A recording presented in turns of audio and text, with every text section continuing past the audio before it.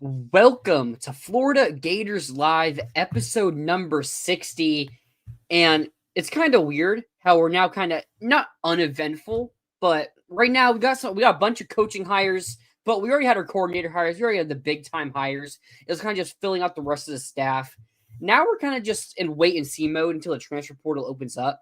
Now there's gonna be some players like Jaden Ball, Dallas Wilson, maybe even who we're still kind of waiting to see if they're going to stay or not. Wilson probably would lean Ball. We'll talk about that later. But we're kind of still just waiting to see what happens with them. And it's going to be an interesting next 10 days until, or 12 days, 11 days until the portal opens. The second, I'm pretty sure. So it's going to be an interesting 11 days there to see if players are going to announce before and get more rumors of guys that Florida might target to see who's going to be on our roster next year. But Tyler, this past week with the Tulane Ole Miss game and players entering the portal, has there been anything that's kind of caught your attention? I mean, from Florida's perspective, I guess, I think it's interesting. I saw a lot of people talking about, there kind of seemed to be a fan narrative of like, we need Summerall to get here, kind of be done coaching Tulane and get here. I never really I didn't think it mattered as much. No. I don't think Summerall being physically in Gainesville is hurting or harming, or either helping or harming, the Gators in terms of like retention with these guys. But I think it is notable that, he is here now full time. And I think, Florida's had a lot of guys enter the portal. I think maybe a little bit more than I expected there would be. Not necessarily of like guys that, Florida can't live without, just the sheer number. One starter, if I'm not mistaken. But a lot of depth, a lot of young depth too. So point being, I think Florida is going to have to be a lot more aggressive in the portal. I already thought they'd be pretty aggressive in the portal, but I think Florida's now going to have to be extremely aggressive in the portal, not even on splashy guys, just taking depth in the portal. I think that's going to be something they probably have to do. Yeah. JLB, hello, Tyler, the classic. Welcome back to the show. Michael Dixon here. What's up, fellas? Go Gators. Go Gators. But if I think we're down, just get straight into the talk. Do you want to talk about the new hires or the portal? Let's start with the new hires. Yeah, let's get to the new hires. That's kind of the more press. The portal, we got some time. Like nothing can actually happen for almost 2 more weeks here. So that's fair. But getting into the new hires, what's the one that we'll talk about the new one first. We'll talk about the most recent hire. Obviously, we're a little late. Some hires were made, but the newest hire, running back coach Chris Foster from Duke, maybe a bit underwhelming. I'm not going to say it's a bad hire, but maybe a little underwhelming for what people thought it might be. I know there were talks early about Derek Nix from Auburn, the running back coach from Oregon, Rashad Sample. Yeah, maybe? Rashad Sample. I know there were some murmurs about him happening as well. So it's like, hey, you're looking at 2 big-time names. Chad Scott, who's fired at Texas, and Gillespie, who's a former Gator, who's currently at Alabama. So it's like 4 bigger names. I have my thoughts on them. I would have thought probably Rashad Sample or Derek Nix would have been like pretty elite hires. And then after that, I kind of had my personal thoughts on Scott and Gillespie. But we end up settling for Chris Foster. And, you look at his resume, just where he's been. He's slowly been climbing up. Northwestern and Duke, I'd consider an upgrade right there. App State in the past, like East Carolina. East Carolina. So he's been slowly rising up. Nothing that maybe jumps out to you as like, wow, this was the guy that, he had Keaton Mitchell at East Carolina. That ended up being a really good player at East Carolina. So on an NFL roster. And then this past year, his running back at Duke, his name's slipping my mind. Nate Shepard, right? Nate Shepard. He has him and 900 plus yards as a freshman. Someone that we're going to talk about a little later, even on in the transfer portal segment. But maybe nothing that jumps out to you about Nate Shepard. But really, I feel like the thing that's going to matter here mostly is, does Ball stay? And this may not be on him at all. This just may be purely based on NIL, which he would have no control over, I think. But it's going to, a judgment narrative, is really going to be made on, if Ball stays, there are going to be people that give him a lot of credit. And, maybe he did play part of it. But if he leaves, I think there's going to be a bigger fan base that's arguing that he's the reason because we didn't go and get a big-time running back coach. Now, really, he probably doesn't play a big factor either way, but really, if Ball stays or Ball leaves, is probably going to win or lose a lot of the fan base. When we did our show last week, I'm trying to remember, had Jaluk to Texas already happened? That is a great question. Because if we haven't discussed that, I think that is a factor in Jaden Ball's decision, probably, but at least potentially more than who the hire at Florida specifically is the fact that it had because it was a Friday. Okay, so I guess we probably did talk about that, but yeah, so I mean that will definitely be a factor there as well. I mean, I think look, Sample would have been crazy. I mean, obviously I get being a little disappointed because that's the name that got floated. But I also think just being real about where Florida's at as a program, like poaching a guy like that, or even like a Gillespie from Alabama. I know he's a Florida guy, but still, I don't know if Florida's in a position to poach guys to that degree. Two things I'll interject. Gillespie, Brian Robinson, I'd probably say Najee Harris. And under Gillespie, I don't know if Bama's running backs have really been all that impressive. I'm not even saying they have been. But I'm just saying, do you leave Alabama for the same job at Florida? I don't know. I think there's a level of might be a little level of not sure if he's going to even be the coach there next year or in a year that could have played impact. But that's and then fair. Going back to Sample, there is the fact that Oregon promoted from within to be the new OC. I can't remember who they promoted. I can't remember his name either, but you're saying the fact that they promoted from within and it wasn't him? Is that slash saying? If you get to learn under somebody, because learn under Will Stein. Will Stein's still a bit younger. How old is Buster Faulkner? That's just across my mind. He's older. I think he's like in his 40s. He's like mid late 40s. I think. I would have guessed that. That would be my guess. But maybe he could be in line for. Faulkner is not going to be here longer than 2-3 years. But that could have played a part in it as well. Yeah, for sure. I think it's a fine hire though. I'm glad they didn't go get Scott from Texas. Texas is massively underachieved at running back a lot in recent years. Was it the running back? He's only been there 1 year.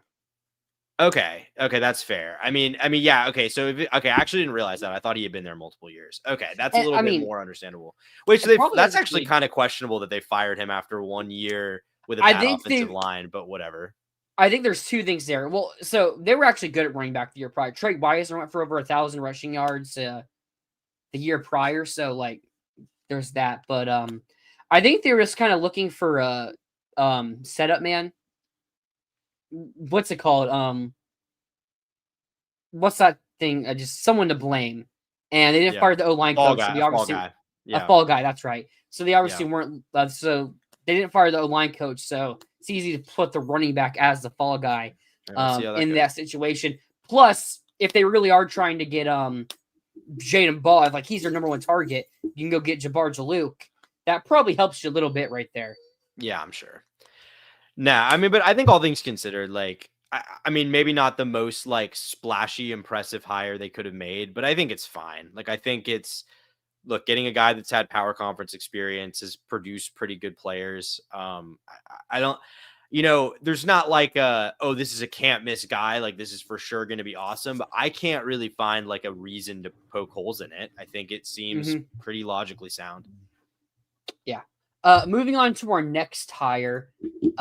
These were all announced basically at the same time, maybe a couple minutes apart. QB coach Joe Craddock. I like this hire a lot. Yeah, you're going to get the offensive coordinator from Tulane to come be your quarterback coach. I assume co-OC will be given the title as well, and maybe that's also a part, as I was mentioning earlier with Sample, where it's hey, you're going to be the guy in waiting. OC in waiting, yeah. Yeah, so I like the hire. Helped with Darian Mensa. I've never been a big Retzlaff fan, so he did as much with Retzlaff as someone probably could have. And the guy came in August. The guy showed up to Tulane in August. So I think he did pretty good things with him, all things considered. Absolutely. But yeah, Mensa, Retzlaff. I don't really know much about his other background outside of Tulane, so maybe that's something Yeah, I'm trying to remember where he was before Tulane. He was with him at Troy, right? He was with I'm not sure, honestly. Summerall at Troy. Let me see. I might be wrong about that. Yeah, he was. He was the OC at Troy as well. Prior to that, so he actually was. He was an OC at Arkansas with Chad Morris.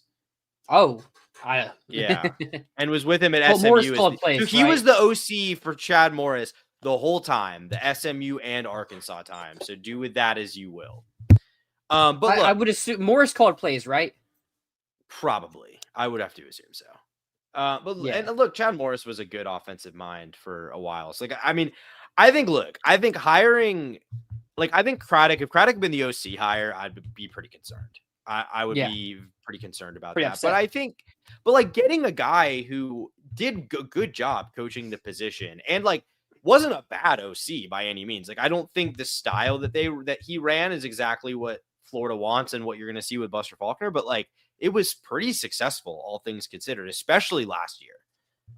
But still this year too, it was pretty good. So, I think hiring that guy and bringing him in, but to a lesser role, to me, that demonstrates a pretty, I mean, who knows? We'll see if it works, but that shows that Summerall, for lack of a better word, or lack of a better term, he understands the assignment. He knows that, this is a level up, and he's not just he's bringing some of his guys, but a lot of them are in lesser roles. So I think that to me says a lot. Yeah. So we'll get into a person here who's not at a lesser role. Bam Hardman to be the outside linebacker coach. Now, this is one that more fans are going to, give a pass for, considering Bam Hardman's a former Gator player. I thought the outside linebackers for Tulane are great. I think this is a better hire than Mike Peterson, especially for a former Gator. So I have pretty high hopes here. And, it's nice to get some former Gators on the staff. Obviously, we had Mike Peterson. That really didn't work out, in my opinion, there. But I hope that Bam Hardman can work out, unlike what Peterson did. Yeah, it's kind of hard to say with Hardman because his coaching track record is it's not that it's bad. It's just not, first of all, not that long. Hasn't been coaching for too long, and just not a lot of super high level stuff. Kind of just working his way. Yeah, he's just working his way through the ranks. So, he's only 44. So, yeah, I mean, I don't have a strong take here on anything football wise. I mean, I think obviously a guy who understands the place. I mean, I think it wasn't hard to see this coming, that, him being on the Tulane staff. This is one that right as we announced Summerall was going to be our coach, this was one that was circled. I think we might be going. Bam Hardman is probably going to end up being a coach here as well. Yeah. Yeah. So this one was pretty obvious. It's kind of funny that it took so long to actually happen because it was one of the first names that got floated for his potential staff. So I mean, again, it's I think there is an element of, I think Summerall nailed his coordinator hires in terms of I feel pretty good about the overall vision in those spots. I think there's a couple of, I think Hardman's one of them. I think there's a few others on this list we'll get to that there's just kind of an element of he's Summerall's guy. He was with him at Troy too. Got to kind of trust that Summerall knows that this guy is ready for the job, because even though Billy failed in those ways, each new coach, I think, deserves the benefit of the doubt in that regard until they show they don't. So yeah, I mean, there's an element of, I think, with some of these guys, just you're going to have to kind of trust Summerall, and, we'll see if he's right. Also, I got to point out, there's a difference between hiring your friends and hiring coaches who may have been with you before. Craddock's is taking a down from title wise, is going down a position to come be the quarterback coach here. Yeah. That's not, I mean, that might be hiring your friend if he's considers himself a good friend with Joe Craddock, but on paper, that's a solid hire. We take Vinny Sunsery, who had no ties to Billy Napier, who was the defensive coordinator for Jacksonville State. I'm pretty sure took the job. Was somewhere. That sounds I think he was right. the DB. Yeah, that sounds right. And you take him to come be your safety coach. That's basically what's happening. Just he came with him from Tulane. So if you think he's a bad coach, that's something different. But if you're saying he's just hiring unqualified friends, that's probably a wrong statement there. And the other thing is he didn't say, I will never ever hire someone who I am friends with. That's not what he was saying. his statement was like, his point was, I'm not going out of my way to build a staff of people that like I know and am friends with and have connections with. And he didn't. I mean, the DC hire, sure, to an extent. But I mean, he has no ties to Faulkner. He has no ties to Troutwine. He has no ties to several other people on the staff that we're excited about. So, yeah. All right. Next coach we'll talk about here. Another great hire here. Greg Sparto, the defensive coordinator from Tulane, is now coming to be the inside linebackers coach.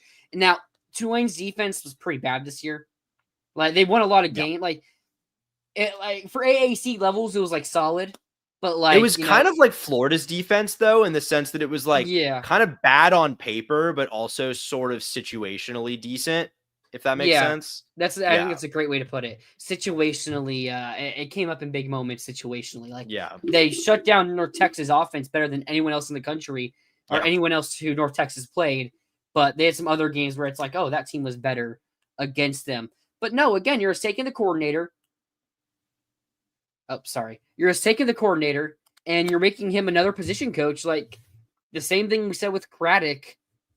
It's a lateral move for him, and from title wise, it's a lateral move, and you're bringing him here to come be a position coach. So again, not much to really say about it. I don't know too much about him, but I mean, you can't help but think in theory it's a good hire or a solid. Yeah, everything I just said about Craddock applies here. I think that's good process. I think when you're a coach coming up from the higher levels, it's not like or from the lower levels, excuse me. It's not like you necessarily just have to like throw all those guys to the curb because, well, you're G5 coaches, but I'm not anymore. That's not necessarily how it works. But he went and found coordinators who are more qualified for the SEC job than the coordinators he currently had, and then are going to give these guys, positions on staff because I'm sure he believes in them because he still had them on his staff. And roles with less responsibility, but probably some titles too. Like you said, like probably like co-OC and maybe co-DC there. Maybe these are both guys that, I don't know if Brad White is a guy that could be looking for a head coaching job in a couple years. He's still pretty young. But we know Buster Faulkner will be, if not, in the next couple of years, potentially next year. So I think having these guys kind of waiting in the wings. And I mean, look, if you're in a position where you can promote internally, I don't think you always want to do that, but I think it's nice to have, coaches kind of coming up in your back pocket. So I think I have no problem with these moves. Yep. Two more, or a couple more to go, actually. We hire his co-OC, who is also O-line coach, Evan McKissick, to become our tight end coach. It's not the same position. I feel like this is kind of just a sneaky way to have another O-line coach. Yeah. Faulkner, there's also rumors that Faulkner might be the tight end coach as well if you hire Joe Craddock to become the quarterback coach. Again, with these offensive hires, I kind of feel like this is all just based around letting Trotwin do with get O-line talent, but really it's all going to be around Faulkner's offense. So if Faulkner is okay with the hire, it is a technical title downgrade going from a co-OC to just tight end coach and O-line coach to tight end coach. But again, nothing really major to say here. I know there's been one player that's came out and said we offer him, and he was ranking like the 6 or like 700. So that's not cool. But mostly joking right there. But I don't really have much to say here about Evan McKissick. Yeah, I'd say this is the only one of the hires that I'm a little head scratching about, and it's not even because I think it's bad. It's I think the one that requires the most projection. Because he wasn't even coaching tight ends at Tulane, so and I think it's also because it's just we've been so vocal about how this is a position where Florida's really been lacking both in recruiting and development. I think we all want to see better tight end play. So I think it's a little concerning, but like you said, I'm sure Faulkner will have a role. Did nothing ever come of, I guess those rumors about hiring the Georgia Tech receiver coach, did nothing ever come from that? So I guess originally the thoughts were that he was going to become the wide receiver coach, but obviously that didn't, we end up hiring Marcus Davis to become, which I don't think I think that was on Monday. Weren't there some rumors he could coach tight ends too, though? The Georgia Tech receivers coach. I'd heard but I think that might happen. Money-wise, it still made sense to be the receiver coach over a tight end coach at Florida. And I think Georgia Tech probably also giving him a bit of a raise there. Like, I think it was just if he got the receiving position at Florida, he would have taken it, but tight end position, nah. Makes sense. Decided not Yeah, to. that was just one where I think we had sort of penciled in that, I'm not sure we had penciled in bringing over the Tulane tight end coach, just because I'm not sure. I guess I was under the impression that there was, pretty good chance that spot was already filled, but it is what it is. I mean, I think like you said, it's Buster Faulkner's offense. I think all these hires are ones that he's cleared. So, but he's certainly firmly in that camp of like the couple guys I said who you kind of just have to trust, Summerall, and in this case, especially Faulkner, that that they're guys that they trust. Yep.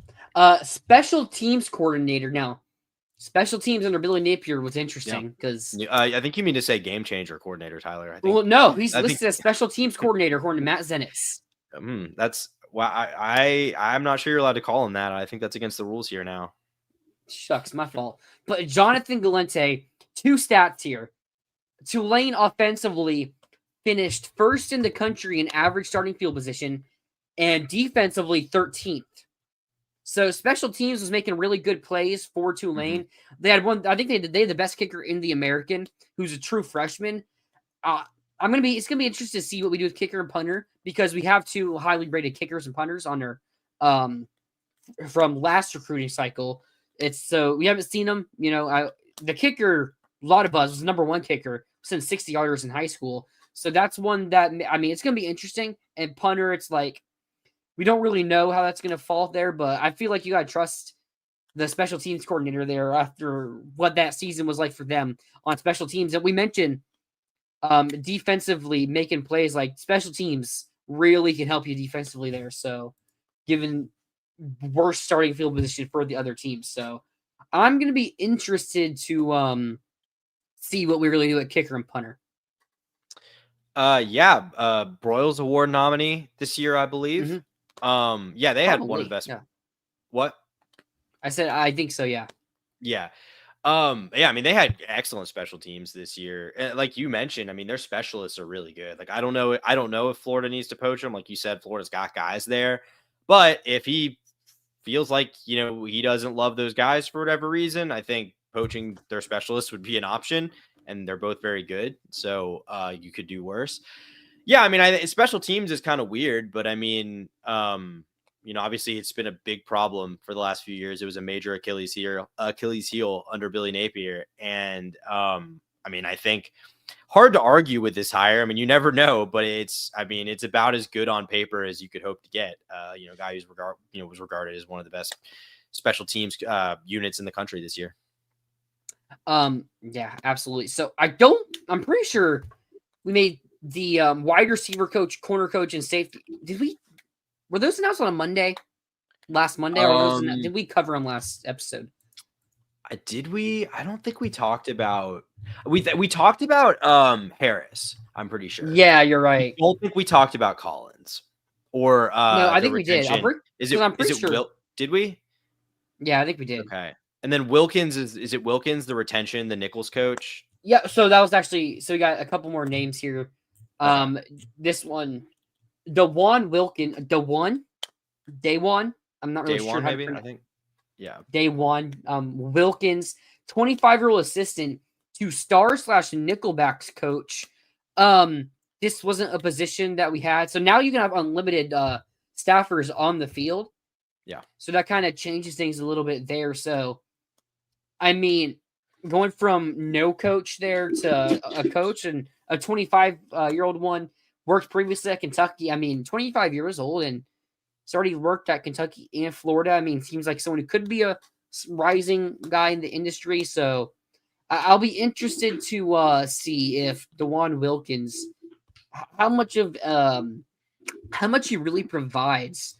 Because, again, it's just something that we're not used to seeing a nickel-specific coach. So something that's only possible because of the new rules. Yeah, for sure. And I'm not sure exactly what his role was on Billy's staff. If he was working with the Nichols, I would say that was probably the strength of the secondary overall as a position group.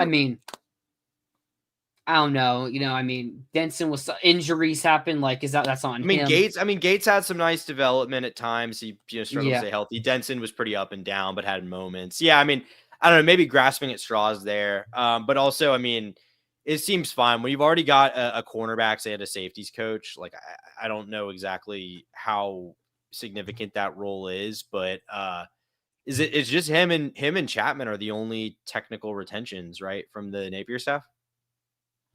Yeah, I mean, he's not even is he retention because we're promoted him, I guess. I mean, I guess, but he's the only member of the on-field staff that was on this staff last year, other than Chapman. Yeah, that's right. Mm-hmm. Okay, so now some off-field. Rusty Witt is going to become the strength and conditioning coach here. From everything I've heard, so that like well respected in the industry, former Green Beret, like. He looks like a movie character almost. Like, it's hard to describe it. Have you seen a picture of him? He's like, yeah. Have you seen with the blood dripping down his face? Yeah, right? Yeah. It looks like something out of like an '80s movie or something like that. Like, from everything I hear, it's a good hire. So bringing him with him from Tulane, like, I guess we'll see. Mm-hmm. Not really anything we can quantify. Tough to evaluate from the outside looking in. Strength and conditioning. I mean, obviously, I think everyone would say that Florida strength and conditioning has not been good enough. I mean, just the sheer volume of injuries, even though obviously not all of those are on the training staff. But it is hard to imagine that has nothing to do with it. Yeah. And then, also, I just think in general, I'm not sure this team has been like, the strongest.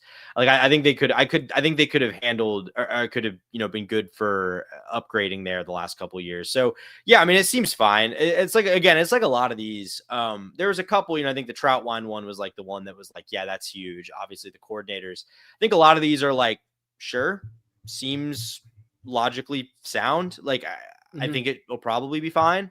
But don't know a ton and can't offer a ton of analysis beyond that. That's not like speculation. Yeah, that's fair there.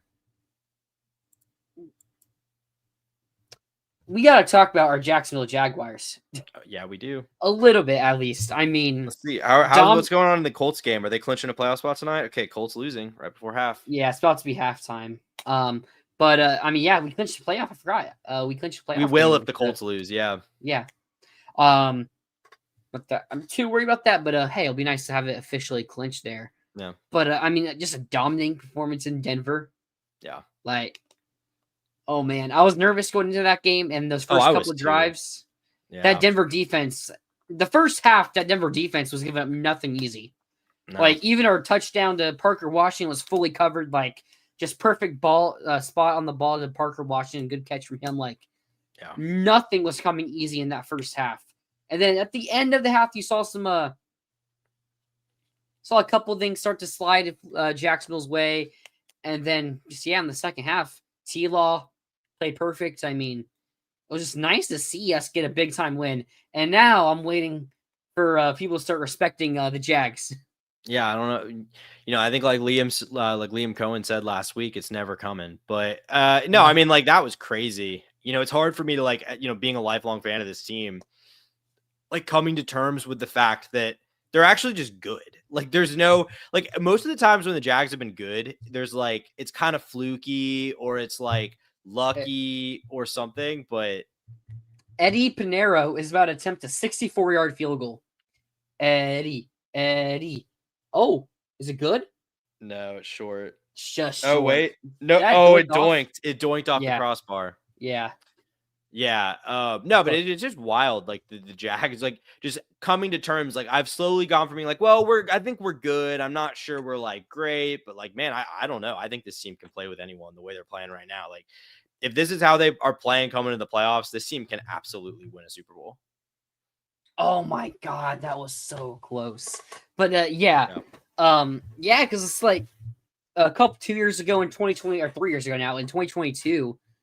Was it 3 years? Was it 2022, 2023? Yeah, it was 2022. 2022 when we made the playoff or when we choked and didn't make the playoff? When we made the playoff. Yeah, that was 22. 22 to 23, right? Yeah, like the playoffs were in. I don't know. I'm confused about what you're asking right now. Were the playoffs in 2022 or 2023? we made the playoff in 2022. Okay. So it's 2021, 2022 season. Yeah, because year one, that's right. Yeah, it's like because it was a bad start, 3-7, then you win a bunch of games against the AFC South is pretty bad. And you had a couple decent wins like the Ravens and the Cowboys, but like and then you go down 4 scores, like that team wasn't really considered a major threat. Jacksonville, I mean, remembering back, I mean, we got hot and we were favored against the Bills, if I'm not mistaken. And we destroyed Pitt earlier in the season. Yeah. So no, that team was just like so unsustainable because it was this awesome defense with just horrendous quarterback play. And like except for in that Pitt game where Blake except in the Pitt game. Yeah. But like for the most part, it was at best Blake just wasn't costing you the game, and at worst it was pretty bad. But so it's like that's the thing. But like this team, I mean, Trevor's playing like a top 5 quarterback right now for the last month. He's 4th in the MVP odds. Yeah, that's crazy. I mean, he's like 3rd in the NFL in total touchdowns. Yeah, only behind Josh Allen and Matthew Stafford. I want to say. Probably. I mean, yeah, probably because Stafford has just 40. Stafford has 40 passing touchdowns alone. Probably isn't that many rushing because he's late stage Matt Stafford, but still. You mean that's not like Michael Vick right there? No, but yeah, not quite Michael Vick. No, but yeah, I mean we're just genuinely. I mean we're arguably playing with the best team in the AFC. Yeah, 100%. I mean it probably is going to take a lot to get the 1 seed. I'm not sure we're getting losses from the Broncos and Patriots again. The Patriots losing last night would have been real helpful. Patriots losing last night would have been very helpful. It sucks because like I needed Drake May fantasy points, but it's also like I wanted the game to go to overtime. Yeah. I wanted them to get a touchdown for it to go overtime, but no, that unfortunately didn't go that way because the touchdown ended up being Ramondre Stevenson, or is it Stevenson or Stevens? Yeah, Ramondre Stevenson. Yeah, so it was a double negative there. Patriots would score, but it wasn't even Drake May. I mean, I think the Broncos might lose to the Chargers. Chargers playing good ball now. They could definitely lose that game. Hopefully, the Chargers can beat them and the Texans. Just make it easier. Oh yeah, they do play the Texans, but and I mean, Phillip Rivers is playing crazily well. Yeah, like I mean, he can't throw the ball. Like he can't throw the ball downfield, but like he has a good understanding of his own limitations and is making it work. He's playing like Jake Browning. Yeah, against how Browning plays against us. Against everyone else, Jake Browning plays pretty poor, but against the Jags, he turns into Superman. Yeah. And that's kind of how Phillip Rivers looks right now. Yeah, that game is a little more worrying to me than I thought it was going to be like 2 weeks ago. Same. Yeah, I mean, even going into today. Yeah. I mean, because Phillip Rivers did not look great against the Seahawks. They still almost beat the Seahawks, though. They still almost won, yeah. So it's like that game's at Indy, like I feel like that game because if we win that, we'll beat the Titans. Like I mean, it's the Titans should be fine. Should be fine against the Titans. Fine. Okay, I just think so, but no. Phil, famous last words in Jags history is "should be fine against the Titans." Should be fine. Oh god, that's when we choked in 23. Well, and also they beat us our only 3 losses in 99 were all to the Titans. Yeah, that too. But no, I mean, I think the Broncos could lose. Just Patriots, Jets, and Dolphins. I mean, Quinn Ewers save us. Quinn Ewers, yeah, maybe.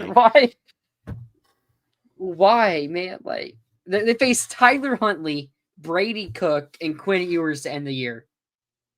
What are the odds of that? That's unfortunate. Yeah, I don't think that's happening. So probably no 1 seed there, but. I mean, we played Phillip Rivers and Cam Ward. I mean, yeah, that's true. It's a great point. But we did play Bo Nix before that, so. All right. We'll move on from that. We'll actually be right back after this break. College football is even more exciting when you've got some action on the line, and the games are even better when you're cashing in. And the voice of college football is the place to be to get the greatest value. Start with my picks. 75% against the money line, 58% against the spread, and I've got a 40-plus year track record. 11-0 in the college football playoff for me last year against the money line, 8-3 against the spread. And I'm just the warm-up act. Steve Merrill of Wager Talk is our ace in the hole show stopper. 7 years with the voice of college football, over 30 years in the industry. Steve gives us analysis on all the big games, but you can't miss Steve's weekly under-the-radar pick. 28-12 against the spread the last 3 years. You also get picks from some of our top analysts here at the Voice of College Football, including Corey Bratta, Matt Zemek, and Steve Dace. Check out those numbers. Become a YouTube or Patreon member for just $99 per month. Go to the main channel on YouTube, click join, and then select the betting tier. Do the same thing on Patreon. Make 2025 a winner now. Welcome back to Florida Gators Live. And we were debating, should we do this now? Should we do this next week? I feel like we might be a bit more busy next week, so we'll just do this now. And, what's the worst second half? And we're going to do our college football playoff second round, I guess is what would be called. Quarterfinals. Yeah. Predictions. Now, from our picks last week, I had one game wrong. I had A&M beating Miami. You have 2 games wrong because you had A&M beating Miami and you had Oklahoma beating Alabama. I mean, hey, and that's like first 20 minutes of the game. It was looking good. It was looking good for a minute there. Yeah, but so I'm a bit ahead, but new rounds, a couple new games here. We're gonna make our new predictions for this week. Should we do the whole thing, or should we just do this 1 week? Let's just do this week. We have our predictions for the whole thing. They can be right or they can be wrong, and then we'll do week by week predictions too. Okay. So I don't think much is going to change for me this week. Oregon versus Texas, or what's the first game actually? It's actually Miami, Ohio State, Miami in the Cotton Bowl. It's going to be this New Year's Eve at 7:30. They love putting Ohio State on at night on New Year's Eve. When they lost to Georgia a couple years ago. But my Ohio State 9.5 point favorites. I mean, talk about that Miami A&M game. Well, that was ugly. Yeah, I mean, it's awesome. like I'm not anti-defensive football, but it was hard for me to call that like a good watch when it was like 3 missed field goals and like. But the missed field goals were kind of fun though. They were fun, but it was just bad. It was not very good football. Like I didn't walk away particularly impressed with either of those teams. No, which is how I felt about Alabama, Oklahoma too, to be quite honest with you. Yeah, but Ohio State, I think this is kind of where they're going to kick it up a gear like they did last year. Miami offense, Carson Beck just isn't it. Yeah, like he didn't throw a pick, but he didn't also do anything good. Like he didn't lose them the game, I guess you could say. But you only scored 10 points, like you kind of did. Like he didn't lose you the game in the context of the game, I guess you could say. Yeah. Oh, well, Marcel Reed did lose A&M the game. So I'm not really higher on Miami, and I thought Ohio State was going to beat A&M pretty easily anyways. So this feels like a no-brainer pick. Ryan Day did announce he will be calling plays. Maybe that's something that could play a factor. If he wasn't already. We talked about that before on the show. So, I'm going to confidently go Ohio State, and I'll say they cover. Yeah, I'll probably say they cover too. I think that's like a kind of a late backdoorish cover. But I think that'll be like a semi-close game until the fourth quarter. My problem here, because I think Miami has the lines of scrimmage to play with them. I just like A&M couldn't move the ball, and it's mainly because like they have some explosion in their passing game, but like they don't really like move the ball very well. Marcel Reed's not like a drop back and gonna find a way to beat you through the air guy. They really couldn't do that, and he made some mistakes, obviously, because I think I'm not sure I would be thrilled about running it back with Marcel Reed if I were Texas A&M, but that's a different story. But I don't think you're gonna have those issues with Julian Sand, who I don't think is like, I'm not completely all in on Julian Sand, but I think he takes care of the ball much better than Marcel Reed and just runs the offense pretty well with those receivers and kind of an emerging running game. Like, I don't think Miami's gonna be able to score. Like, I don't think Miami can run the ball on this defensive front, even though they're really good up front too. So yeah, I think it's going to be fairly low scoring overall. Like I could see it being like a slightly less ugly version of that Miami A&M game, but I don't think Miami's going to score much, and I think Ohio State will score enough to pull away. All right. I'll go this week. JLB. Did we lose any more players today? I was busy with my car breaks all day. We'll talk more about the transfer portal, but we did lose Nashon Montgomery. Yes. Yeah. Okay. Don't think there was anyone else today. I'm pretty sure it was just I Jackson don't think I saw Wade. anyone else. Yeah, I was gonna say I couldn't remember if that was yesterday or today, but yeah, not the biggest loss there. No. All right. Next game we'll do at noon on New Year's. Maybe the most interesting game of the day. Oregon, Texas Tech in the Capital One Orange Bowl.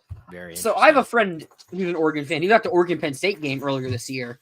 He's trying to go to this game. And you're thinking it's a team in Oregon, team in Lubbock, Texas. Maybe ticket prices, because it's too far away teams. Obviously, you're going to have a bunch of fans travel. But how much are ticket prices really going to be? Well, ticket prices are still pretty expensive. At least, I mean, last time I checked, they were still over $200 per ticket. Bit surprising to me, so I wanted to go with him to this game because playoff game between two great teams would be fun.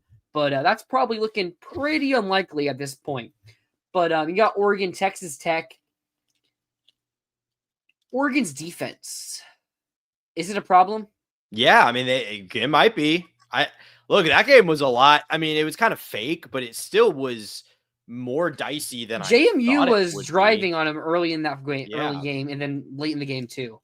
Yeah, like I was surprised in a like impressed with Ole Miss way about the way Ole Miss handled Tulane, and I was surprised in a little questionable about Oregon way, the way they handled JMU. Yeah, I mean, situationally in that when the game mattered, like at a point, game kind of didn't matter because Oregon had basically already won the game. Mm-hmm. Their defense was situationally getting the stops. Yeah. So it's like, is that the true? I mean, still getting driven. I mean, Texas Tech's red zone offense is something I've called out a bunch. So they've got some issues on offense. It's probably it's the reason they probably are not good enough to actually win a national title. Yeah. So I'm still gonna go with Oregon because they're way more talented. And I still don't trust the Texas Tech offense. That's kind of where I'm getting at. Like, is Oregon's defense like just not good? I mean, not bad, but like not great. Is it just like eh? And if you have a really good offensive plan, I just don't trust the Texas Tech offense. I'm not sure if they're going to be able to do enough to really outscore Oregon here. And I mean, Oregon minus 1.5. Sure, I'll take Oregon minus 1.5. Yeah, so I had Texas Tech winning this game when we did our bracket. In fact, I had Texas Tech, I think, in the national championship game. I was kind of wavering on this pick, though, like not really feeling great about it. But I think I'm going to stand on business here because I think, like, I don't love Oregon's offense. I think Texas Tech can stop them because I think Texas Tech's defense and their defensive front is legitimately very, very good. And I think that's going to cause some problems. Like, I don't think Dante Moore is like prolific. And if they can't run the ball, then that could be, a problem for them. And again, Texas Tech's offense, not great either, but like, again, how good are we feeling about Oregon's defense here? So like my main question was, could Texas Tech score on them? But then I saw JMU drop 34 and outs in. So it's like, I think they can. So I'm going to stand on business here. I think Texas Tech does win this game. Yeah. I mean, something interesting. Malik Benson just failed at Bama, failed at FSU. It's actually solid at Oregon. I remember my friend and I were laughing at that, the one that was an Oregon fan, because I was like, what? Dude failed at Bama and FSU. You'd think he would take a downgrade, not an upgrade there from FSU to Oregon. And obviously we flipped Dallas Wilson from him. So I was like, hey, Florida is making you guys take Malik Benson. But Benson's actually been solid. All right, next game we're going to do the 4 o'clock. I kind of wish this was a night game instead. Alabama, Indiana in the Rose Bowl. What a Rose Bowl matchup that is. I would have thought Alabama and Indiana would be in the Rose Bowl 15 years ago. Like, okay. I mean, not even the fact that Alabama's in it. Indiana being the highest ranked Big Ten team. Because that used to be the bid for it. But now we don't care about bids. I don't know. Indiana's a 7-point favorite here. That's crazy. That's unreal. I still doubt Indiana, man. The talent, like, I don't trust Bama either. I picked the last game first, so you pick this one here. I think Indiana's going to win this game, man. Like, I think it's crazy to say. I don't think Alabama can match up with Indiana's talent and physicality. I genuinely don't think they can. I think Indiana's better than them at almost every position. There's like a couple where they aren't, but I think for the most part, they're just the better team across the board. I think Ty Simpson Ty Simpson showed in that Oklahoma game, if you get him under pressure, he has some very bad moments. When he's not under pressure, he's pretty good. And that's how he was for most of this, the second half when they had their comeback and got hot and were moving the ball at will. But I think Indiana is going to give them some problems in that regard. I think Indiana will get pressure on them. We saw the way they completely shut down Ohio State offensively for most of that game. And I don't think Bama can run the ball in this game.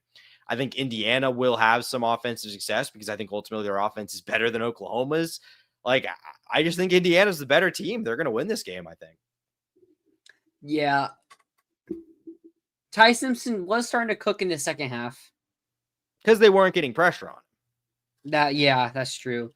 Indiana lost their top edge rusher. Led the team in sacks. That's something that could come into play here. I don't know. I mean, the talent is just a big factor. Like, it's something that's really hard to ignore. I know they beat Ohio State. I think there's something Alabama. I mean, they're more talented than them, like from a recruiting ranking perspective. Well, that's what I'm saying. No team has done what Indiana's doing ever. Yeah. Like TCU, they beat Michigan in one game, but like that was one game. Michigan still wasn't the talent of Alabama. Yeah. So it's like, I'm gonna take Bama. Wow. I probably shouldn't. They punked Oregon and Ohio State, but you think Bama's going to get them? It's Kalen DeBoer in a big game. It's true. That is true. So, but does Indiana count as because does the Kalen DeBoer ethos consider Indiana the Indiana of old, and will he treat this like it's Kalen DeBoer against a bad team? You're on to something. That's really what's going to play the factor here. Yep. Does the talent profile determine what's going to be a big game or not? Exactly. All right. I have Bama. You have Indiana. Next game we're gonna pick. Honestly, surprised. Georgia's only -6.5. I used my 7. I thought Georgia would be a bit more. I'd hammer that. I would hammer that spread. I'm very tempted there. But yeah. I mean, I'm taking Georgia. Yeah. Ole Miss, their defense is just bad. Georgia scored on every drive except the knee in the end of the game against Ole Miss in their last in the outing they played earlier in the season. Ole Miss, the offense, under Charlie Weiss still look the same, so maybe they can score a good bit on Georgia. Georgia's defense has gotten better throughout the season. Mm-hmm. So maybe that plays a factor. Like, I think Georgia's a really good offense. I think they're playing a really bad defense, and I think their defense has gotten better, so give me Georgia. Yeah, I mean, I will give Ole Miss credit. I mean, I thought they came out looking really good in that game. I mean, I think that was very clearly a spot where you could have seen a team come out and look, kind of screwed up mentally, either not juiced up enough or like over juiced, like you were like too hyped for the moment and kind of came out playing tight. But they didn't do that at all. They came out and took care of business. So I think like the questions of like, can Pete Golding at least keep this team rolling? I think those have mostly been answered. But I mean, Georgia's just better than them. Like, Georgia is just hitting its stride right now. I mean, these two teams played earlier this year and they didn't stop Georgia's offense a single time. So, I just don't think they can do this year because I think Georgia's just a little bit better than them. And I like, to me, Georgia is like, if any team that's not Ohio State or Indiana is going to win the national title, it is Georgia. I mean, I know that's, I realize I'm saying that like it's a hot take. Those are the top 3 teams. So I understand how that sounds, but like, I think that Georgia is really hitting its stride right now. I hate to break up what we're talking about here, but Jawan Jennings just got a touchdown catch. Huge for me. Let's go. Now it's 10 points. Went from 0 to 10 points on this drive, so that's clutch for me. And I bring it up because after the touchdown, of course, they're in Indianapolis. He went to give the ball to a fan, and as the fan went to reach for it, he pulled it back. I mean, that. Indianapolis fans have been through a lot, but yoinking it from the Ilza girl, she was like, "Aw," when he did That's it. That was kind hilarious. of That's sad, pretty but funny. hilarious because obviously we hate Indianapolis and Yeah, of Jacks course. look like they're gonna secure a bye. Yep. We love to see. Potentially to secure the division if the Texans lose. Oh wait, sorry, never mind. I misunderstood. Yeah. I think I misunderstood what you're saying. Yeah. Ole Miss looks unstoppable, but Georgia, I Tulane mean, they played drove on Ole Tulane. Miss. Yeah. I mean, Tulane drove on Ole Miss a good bit. Tulane just couldn't figure out how to score. They were able to get to Ole Miss's side of the field, and then Ritzloff threw a horrible pick, or there was a 4th and 1 they were short on. Like they, like Ole Miss dominated the game. Their offense was at the start was unstoppable, but Tulane got some stops, and Tulane had a chance. But Ole Miss's defense was situationally good there. That's I guess how you'd put it. Situationally good. Also, JLB, I think Ohio State clears all 3 of these teams you mentioned. Or like they lost to Indiana. I think if they played again, they'd beat them. And I think Ohio State's better than Georgia and Ole Miss too. So yeah, I mean, I think there's a lot of teams in this field I would take over Ole Miss right now. Like, I don't think Ole Miss is capable of winning a national championship. They're not one of the teams that I think can win this whole thing. Let's play a game here. So let's just see, who do you think Ole Miss would beat? So obviously they played Georgia. We play Ole Miss versus Ohio State. Ohio State Lost. Ole Miss versus Indiana. I pick Indiana. Yeah. Ole Miss versus Texas Tech. I'd pick Texas Tech. Yeah, I'd take Tech. That'd be an interesting game. It's the trenches for me. It's the trenches for me. They're just so much better. Texas Tech elite offense versus an elite defense. Do I trust Texas Tech enough to score? I trust Texas Tech's offense more than I trust Ole Miss's defense. Okay, that's fair. Yeah, I'd probably take Tech in that game. We haven't seen Pete Golding coach a game where it's like he's having to make groundbreaking decisions. Yeah, actually making coaching decisions. Yeah. Not just, okay, our offense is going to go up and get us up 2-3 scores early on in the game, but actual like, okay, it's 4th and goal here, or you have to decide to kick a field goal or go for it, or crucial decisions like that. I think Ole Miss, by the way, is seeded perfectly. I think I would take all the teams above them, and I would take them to beat all the teams below them, except Miami? maybe except maybe Miami. I think I might pick Miami to beat them. I would take I'd take Bama over Ole Miss. Well, I have Bama beating Indiana, so I personally don't think I would, but it would be close. That would be one I'd have to think about, but I don't think Oklahoma, Indiana, Ole Miss in a rematch. I think Ole Miss is a bad matchup for Oklahoma because they actually have the offense to score on that defense. Like, that's where I get with the Texas Tech Ole Miss thing, because I think they'd score on them. I just don't know if I trust Texas Tech to score enough. Yeah. Right. Yeah, I mean, I don't really know if Ole Miss can score on Texas Tech is the thing, though. Like, I think Texas Tech. Oh, wow. I think Texas Tech's defense is better than Oklahoma's, honestly. Like, I think Texas Tech's defensive front is. I think their front seven. I think their front seven's on par with Ohio State. Like, I think it's better. Level. It might be. Is that crazy? Yeah, it might be. All right. Well, we'll move on from that. Ole Miss versus A&M. A&M is just down. They would beat I think they'd beat A&M. I'd pick them to beat A&M. All right. So we'll move on from that. We'll get into our final segment of the show, if I'm not forgetting anything. Am I? I don't think so. I don't think so. All right. Well, let's. Give it a stretch there. But let's get into this. Another week of the transfer portal has passed, and we actually didn't get to cover this. DJ Lagway entered the transfer portal, so we're a bit late now on that news, obviously. Yeah. Earlier in the show, I said 1 starter with Mekhi Burrow, but no, 2 starters with DJ Lagway have entered the kind of a big one right there. I forgot. But DJ Lagway's enters the portal. Just give me quickly your thoughts on Lagway entering the portal. Yeah, I mean, I think we were both on the same page about this before. It was kind of like could take it or leave it with DJ. Like if the staff felt like he was the guy that they wanted to develop and continue to try to improve, I would have been okay with it. But I haven't seen anything that makes me be like, we cannot let this guy walk. No. Ultimately, it seems like we let him walk. I'm fine with it. I mean, we'll see what it ends up happening. A lot of chatter about Aaron Philo, the Georgia Tech backup, who entered the portal. seems like they're going to keep Trammell potentially or Trammell. Yeah, I think Trammell said that he plans on staying. Yeah, so can I also interject here with DJ Lagway specifically? Yeah, I think it's also worth noting, unless one of the big, like a Miami or LSU, which seem to be the main two teams that could take a shot on Lagway, the teams being mentioned are Louisville and Baylor. Yeah.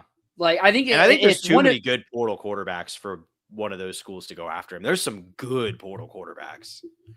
I think there's some good. I don't know if it's like as good as you're making it sound, but I think some Thorsby's really good. I think Byron Brown's really good. I think there's a few that I would. I think they're good. I don't think they're the amount. I think they're good, but they're going to be getting more than I think they're worth. Well, sure. The rumored numbers that these guys are going to be getting $4 million. Yeah, so that's what I think. Mensa. I'd take Mensa over any of these portal quarterbacks. Well, he's probably going to be making more than $4 million next year. I'm sure he probably signed some sort of new deal. Well, he might be going to the NFL. I think didn't he say he's coming back to Duke already? Oh, did he? I know. Well, I'm pretty sure he announced that he's coming back to Duke. It was reported that he's looking at the NFL.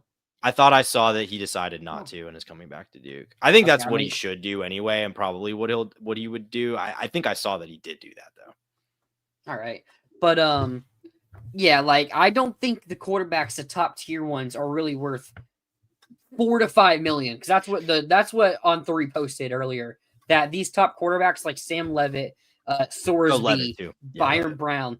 Those, I think Levitt's like the one that I think might be worth it, and I think there's still questions about Levitt that I have. I think there are too, but I mean, I think honestly, I don't think there's a lot of teams that have quarterback situations they don't have some questions about. I mean, if Lenoris Sellers entered the portal, he'd be like everyone would be tripping over themselves to get him. He has questions, so it's just like I'd honestly take Sellers over any of these quarterbacks. Maybe. I mean, maybe. He's got the ability, if you want, maybe it really is just Mike Shula and the offense they were in this year and the guys around him. We'll see. Yeah, we'll see. But yeah, I just had to interject there with Lagway, and like, unless one of those top teams like Miami or LSU take a shot on him, he's going to be going to a clear downgrade at Louisville or Baylor. If I had to guess, I would guess Baylor. Although I think Louisville might honestly be a better spot, because you get to learn a coach under, get coached by Jeff Brom. Yeah. And I think Dave Aranda.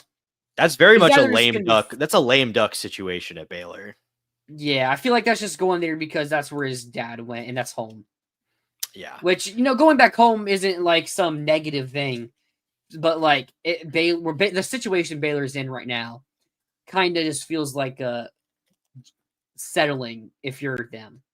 Mm-hmm. How I put it. I think the Lagway thing, like, I think I understand. I mean, I don't know why ultimately they didn't push harder to keep him, is what it sounds like happened. I mean, I'll just say, like, I think I'm very sympathetic to not being fired up about the amount of work it's going to take to get Lagway where he needs to be. Because I mean, he's a fundamentally broken quarterback in a lot of ways right now. He needs fixing like at a fundamental level. He needs to be healthy. He needs to be healthy this offseason, but he also needs to be actively involved in participating this offseason because he needs the reps badly. From my point, he's going to be good to go. I mean, he's not going to be needing surgery. That's what I'm told. Yeah, I mean, and that's important because he really needs those off-season reps this year. Because he's got a lot to work on fundamentally with his mechanics and all that, and just the way he sees the field, everything. So I can understand if you're Buster Faulkner and you look at that and are like, I don't know if this is worth the price tag, the amount of work this is going to take here. So obviously we'll see what happens, but it kind of seems like they're angling more towards big open competition and have iron sharpen iron there than they are like, we're going to go get one big splashy name and that's the guy. So there's one name that's like a big splash that has gotten some talk. Rocco Becht from Iowa State. Now, when he entered, it's probably like, he's probably just going to Penn State and follow Matt Campbell. But there have been some reports that he's going to look around. Two reasons that Becht might be, talking to Florida. He's from Stark, he's from Florida. I don't think he's from Stark. Really? Okay. I'm thinking of someone else, but he is from Florida. There's another. Okay. He's from Zephyr Hills. Okay. His Which is mom. that's like Tampa area, I think, right? Yeah, that's like Tampa area, if I'm not mistaken. Yeah. His mom is a UF grad, and Mhm. his girlfriend goes to UF. That's the big report there. That his girlfriend goes to UF. Okay. That's the report. That I haven't seen anything confirming it, but he's from Florida. His mom went to Florida, and that's the report. His girlfriend goes to Florida. So it's like, if he doesn't go to Penn State, and if Florida is willing to put up a little bit more money, like again, we don't know exact numbers here. Maybe it's not as expensive as some of these other quarterbacks like a Dylan Raiola or Sam Levitt or Brendan Sorsby. But if maybe you can get it a bit cheaper, that's probably the one quarterback that we're looking at right now that would be like, okay, if he's coming here, he's starting. So I would keep an eye on it. I'm not expecting it, but I would keep an eye on it as a potential possibility to happen. And I would say if that happens, it would make me wonder if things maybe change with Philo.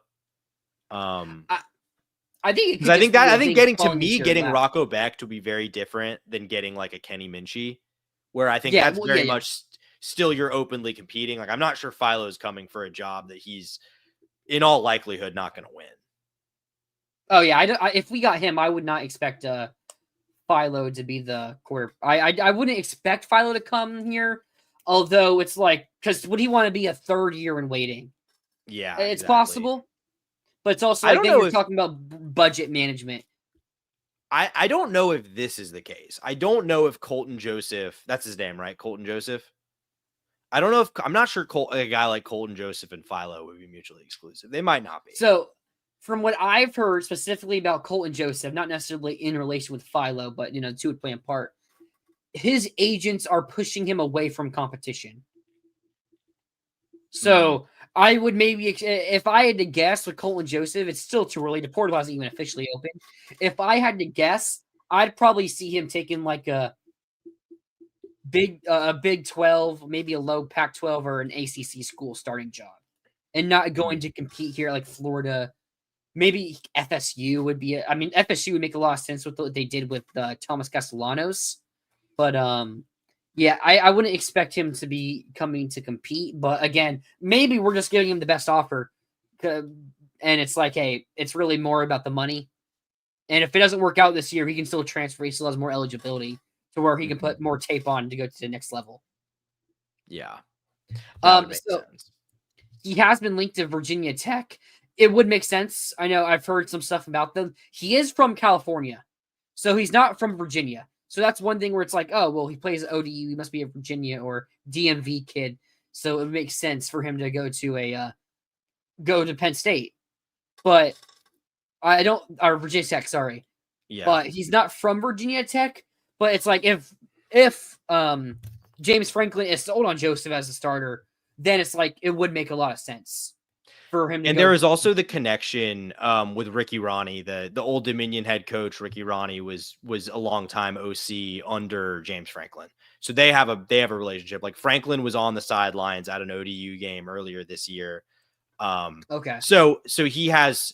I'm not saying that necessarily means that Ricky Ronnie's gonna be like, here, James, take my quarterback. But there is there can be some shared notes there. I'm sure there's at least some level of connection there.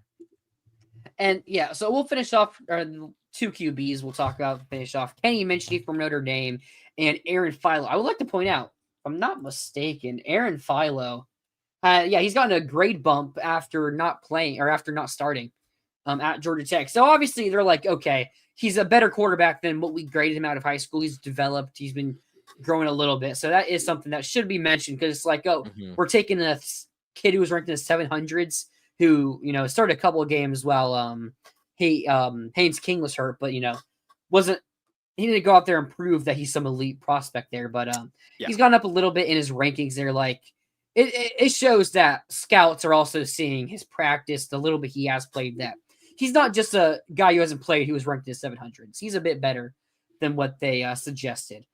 Again, it's too early. If I had to guess, if I had to put money on it, I'd bet Philo is on the roster next year. Again, we talked about this last week, so I don't think we should get too into it because there's a bunch more transfer portal stuff to talk about. But this also right here from Brian Fisher, Buster Faulkner makes his QBs. I'm not worried about whoever he gets. That's one thing. Faulkner's arguably the best offensive coordinator in college football. Like, that's not a head coach as well. I mean, I'm pretty sure he won the award for it. So was the best coordinator in football. So he knows what he's doing. If we take Philo, it's because he's his guy. So I think you would trust him. And if you also bring in Kenny Minchney, like, you're getting a solid QB battle with Minchney, Philo, and Tramel Jones. I think we can't, if it is a battle, we can't forget Tramel Jones. No, I think if that's your three-way battle, I think that's pretty solid. I mean, Minchie's a guy that very nearly won that Notre Dame job. That was like a down-to-the-wire battle. Yeah. So. Yeah, Brian, I say let's ride with Philo. He beat Miami, knocked him out of the playoffs last year, and had a great comeback against NC State. Like, I see it with Philo if he is the quarterback here, and that is who Faulkner wants. But it's also like, it's not the biggest name type of thing where it's like, this is going to excite fans. Which no, and he wasn't like a supremely talented recruit. So it's just, there's a lot of projection with him. You're a lot of trusting Buster Faulkner. It's like proven talent is usually what wins. Yeah. So it's like you're basically going against the norm, and it could work, it could not. We wouldn't know until we see. But I think you give Buster Faulkner that level of trust, right there. So yeah, our fans are stupid, and I could less if they're happy. I want them to be happy because if they're happy, it's because we're winning football games. Not necessarily. They might not be happy even if we're winning football games. That is true. Let's move on from quarterback, though. So running back's an interesting position because we still haven't gotten word about Jaden Ball. I think it's a good sign that last week, I believe on Monday, when we saw Blagley enter the portal, you saw some names, I'm not going to name anyone, who were mentioning like, oh yeah, Ball's leaving today or tomorrow. And Ball hasn't entered. If anything, more signs have pointed towards him staying. He has a meeting with John Summerall. I don't know if that was today or Wednesday. I thought I heard today, but I think it might be tomorrow or Wednesday. So we'll see. There was a video I was watching when we were on our break of Jaden Ball saying he's talked to the new running back coach. I mentioned earlier how much does that really play into account here, but he's talked to him. You know, he doesn't hate the hire, at least. That's a good sign. Don't know how much that really plays effect, as I mentioned earlier. But the running back our running back position in the transfer portal is really going to depend on if Flagway leaves or if Ball leaves. If Ball leaves, then I'm looking at the portal. Hollywood Smothers from Duke or from NC State. We mentioned the kid Shepard from Duke. That would make a lot of sense. Is Shepard officially in the portal? Or sorry, no one's officially in the portal, but is Shepard like announced? He's not. That's just an assumption. You know, you have a couple other good names. I mean, two that are really a lot of talk with Florida, CJ Baxter and Jarrett Gibson. One's a former Gator commit, CJ Baxter, former major target for Florida. So it's like, if Ball leaves, there's a couple names already in the portal, and there's already going to be some names to enter. But if Ball stays, then I still expect us to take at least one back in the portal. We didn't sign one. And Brian here, Tulane's freshman running back is a beast. McClure. You know, it's really going to depend on if he wants to come in. I like Duke Clark. I like Byron Louie. You know, like, we have a good backups there. And if you bring in McClure, he's probably going to be that second man in the rotation. So it's like what happens with Duke and Byron Louie. So Lewis, what happens there? It's like, also, is someone else going to give him more money to go be their starter or in a less congested rotation? Because I think we've seen Florida outside of this year, the past forever that I've been a fan, has been a 2-back rotation. But I think next year it's going to be more Ball than it is going to be Ball and someone else. Like, I would expect Ball isn't getting 50-50 or even 60-40. I'd probably see it being more 75-25 type of deal there. If I had to guess, it's too early, but if I had to guess, that's probably what you'll see next year if Ball does return. So if Ball does return, is that something that McClure is going to sign on for a year and then be the guy next season? Or is he going to be like, hey, another big-time school is offering me a lot of money to go be heavier in the rotation? And again, you mentioned, Brian, better in a rotation. If it's 50-50 versus 75-20, that could play into effect. Yeah. And if we do keep Baugh, then he's going to be probably getting a pretty heavy dose of that. I mean, where do you stand on like how important it is? Because I kind of feel like, I mean, don't get me wrong, like Jaden Baugh is incredible. I'd really love to have him on the team next year. I also don't think it's like devastating if he leaves. I think you can find good running backs pretty easily. I think it's more important for the semantics of things, like perception. Perception, yeah. I mean, there's some dumb sayings like, "Oh, perception is reality." Like it's not. That's far from the truth. But if you keep Ball, no. Here's the problem: if Ball leaves, he's probably going to announce it before the portal opens, before you're actually getting players to come and visit, and before players are committing. So if Ball leaves, you're probably going to be waiting 2 weeks before you start bringing people in. So it's like, ooh, the perception is going to look bad for those 2 weeks, and fans might become restless. Like the media is going to look down. There's going to be a little look down in Florida if you do lose Ball. And again, does that matter? No, but it kind of does. So it's like, I would love to keep Ball. And from what I understand, it's been said that they're willing to put the money in. So if the money is being put in, I think you're going to have to keep Ball. Well, but I do think like Brian's point here, like I think the logic that applies to the NFL does apply here to an extent where just like it is hard to justify paying a running back and tying up a lot of resources in a running back because they are a replaceable position. But I will say our O-line wasn't perfect this year. I think it's a bit underrated for what fans will credit it with. But it's hard to build an O-line in the transfer portal. It is. Yeah, it's really hard. So it's like, do you maybe, if Ball leaves and you put more money to the O-line and you get a back who's not as good as Ball, but still good, like, I'm not saying our running back's going to be bad if Ball leaves. I would probably rather do that. I would probably rather invest in offensive line. I mean, I understand your... What's that? But again, it's tough to get O-line in the portal. But you're going to have to, right? Like, well, I mean, you don't have your starting 5 on this team right now. No. Like your starting 5 offensive linemen are not here. So you're going to have to do it to an extent. You might as well do it for ones you really like and ones that are proven. Yeah, it's an interesting question. You know, it's like the Joe Burrow debate. Should you draft Penei Sewell or should you draft Jamar Chase? Where it's like, oh, if Sewell, he's throwing it to nobody. I think those memes were kind of been vindicated by time because they haven't done anything ultimately. They went to that Super okay, Bowl, well, I think the meme changed. I think the meme should be changed to, okay, you have Sewell, you still have Chase, but then on the other side, you have nobody on defense. Yeah, that's fair as well. That's fair as well. I mean, the offense, I saw a stat. I think it was like Joe Burrow in the last like 2 years is 0-something in games where he scores over 30 points. He also does keep getting hurt. 0-7. He also does literally keep getting hurt. I don't know how much of that's offensive line, but still. Yeah, I mean, the offensive line has not been perfect. I mean, the running game is not like some elite thing, but, you know, they also have the best receiver in the country with one of the best quarterbacks in the nation. So it's like, how much do you really need to run the ball? But, it's an interesting debate. I think if we lose Ball, there's going to be an overreaction to how bad it really is. Unless we lose Ball, and then we even see the transfer portal where we don't replace him at a high level or don't bring O-line in at a high level, according to portal standards there. But, I mean, O-line over running back all day. We will only need the portal for a year, and there are starters and Penn State guys. Yeah, and Penn State guys fill recruiting there. So I don't know how many Penn State linemen we're going to bring here. Yeah, I don't know about that either. I'm not too. They have a guy who's going to be a first-round pick. Obviously, he's not going to be transferring here as a first-round pick, but not too high on many of their other players. It's going to be probably people you don't know at this moment. Like, I don't expect us to go and land a Jordan Seaton if he enters.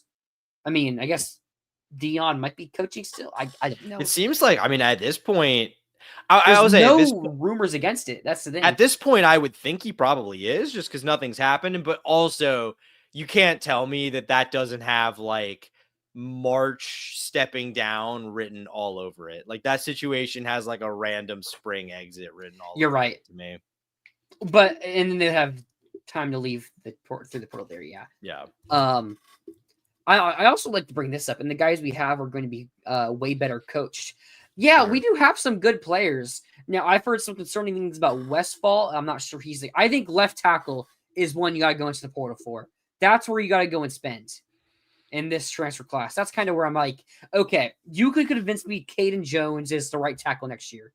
I think I saw enough from him with a better offensive scheme, running a style that really fits his type of play. I could be convinced about Caden Jones, or even if you bring a mid-tier guy, you bring in to compete with him. Crenshaw Dixon wasn't a guaranteed starter when we brought him in. He was competing.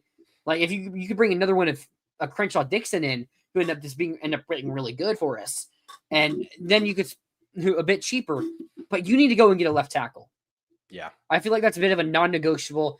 And again, I don't think it's going to be a Jordan Seaton. Like, if Seaton's in the portal, he's going to be the most expensive player.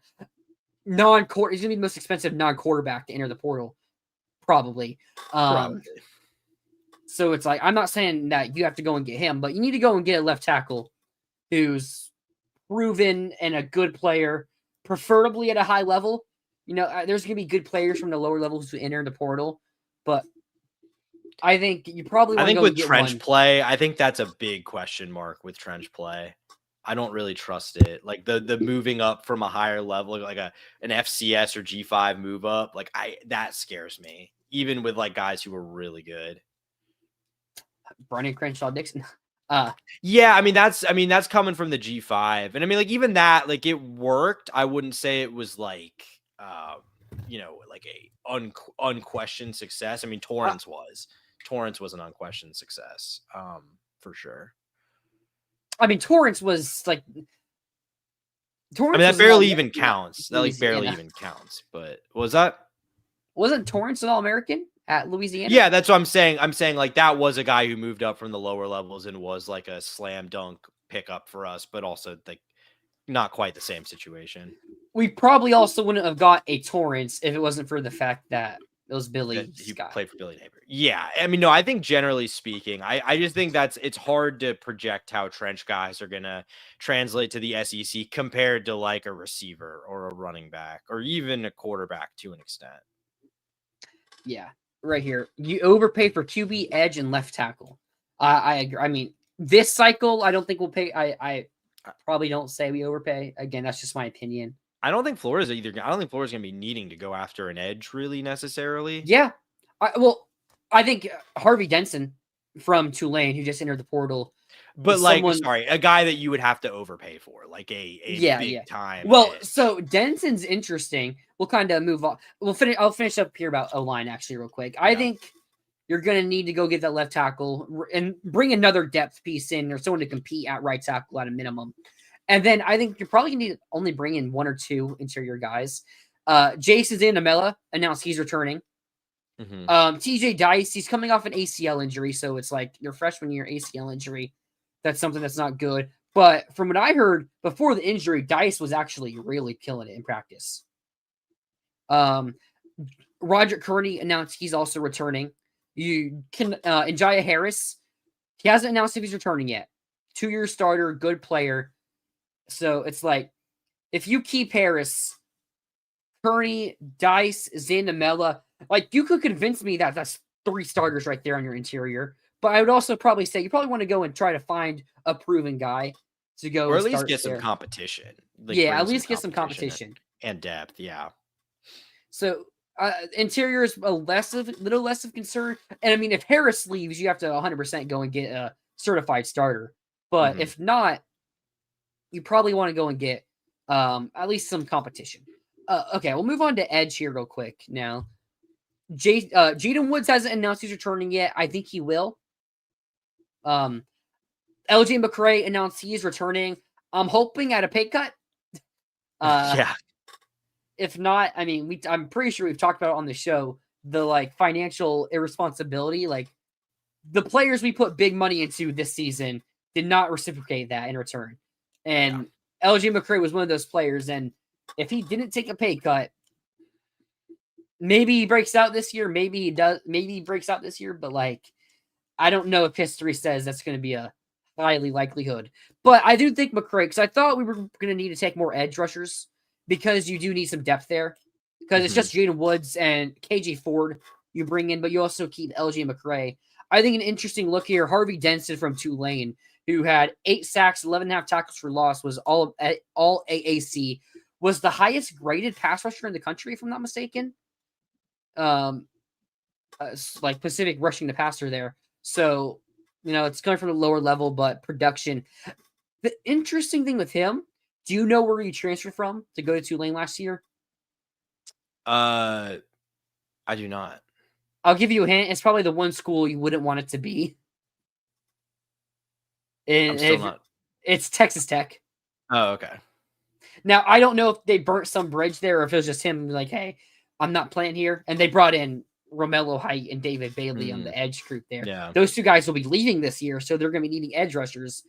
And if they still have a great connection with Denson, then it's like, are we going to try to outspend them when we already have an edge rusher?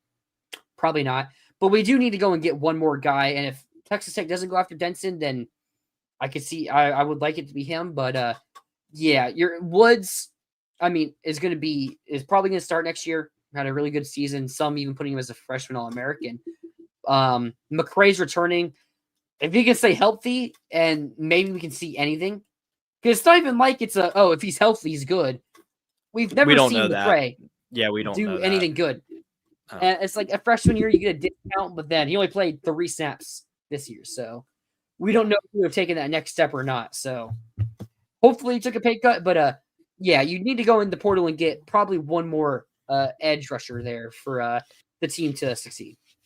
Yeah, I was surprised that McCrae came back, to be perfectly honest with you. Like, that was a guy I kind of just penciled in for penciled in and just like kind of thought he was going to be gone for sure. But I guess it's depth. It's important depth. And he could still, he's still a talented guy. He could still turn into something. But I don't know. 3 side time as a top 10 recruit. Like, he's still only 20 years old. Like, yeah, I don't think you can write him off, but I also don't think you can throw him in there as like there's a surefire starter on the defensive line. I don't think so. I also wonder if they try to move him inside. Like, that's not. I've just heard that the staff probably was playing natural there anyway, right? That's what I was about to say. It seems like the staff played him at the wrong position. They kind of flip flopped him and Kelly Collins. Yeah, where they put Kelly Collins inside when Kelly Collins should have been on the edge. And McCrae probably should be on the outside, but it's like, it should be on the inside from the outside. So I do wonder if that does happen. Or is it too late? It's not too late if you're looking at the grand scheme of things, but for it to impact us next season, can he bulk up that much in one offseason? Yeah, maybe not. We'll see there. Yeah, I think you're right. Probably do need to add a guy. Like, I don't think it'll be a guy like if it's Brian and I are talking about the same guy. Penn State has an edge. Chaz Coleman. He's going to Ohio State. Yeah, first of all, he's going to Ohio State. He's the number 1 player in the transfer portal right now. He went from a 4-star recruit to a 5-star transfer over one offseason. So he's not coming. And that's not even a commentary on the state of Florida. It's not, or on the state of like the University of Florida.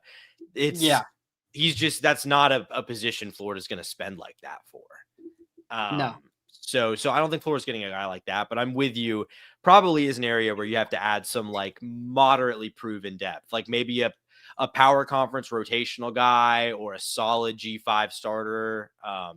Unless like Asare or someone's going to take a leap like that this year, but we'll see. You know what? Like, imagine if there's a world where Penn State still had Jaden Woods and Chaz Coleman. That's pretty crazy. That'd be the best freshman edge rushing. Franklin recruited some dogs, man. Franklin recruited some real dogs. At an insane level. Brian, I wouldn't be surprised if I think we're going to be taking closer to 30 than 20. Oh, yeah. Yeah, this is going to be one of the larger. It's going to feel, I'll just say this, guys.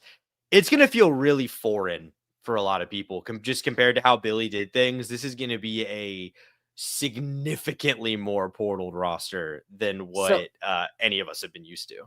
I think so. Now you can go to 105. I don't think we'll be paying 105 athletes. Probably I think you're going to be closer to paying that 85 still, like you did last year. I think it just makes more financial sense. I saw the roster. I think it was at like 61, and that was before Nashon entered the portal. So that's if you want to get 85, that's 25 names, and there's going to be a couple more players that probably enter the portal. Does that count signing? Does that count? That number counts? Yeah, guys who yeah, just that counts signed? freshmen. Okay. So that's 25 names there. Again, or you can get to exactly 85, but I still expect us to lose a couple more players. So we're going to be taking a minimum 25, in my opinion.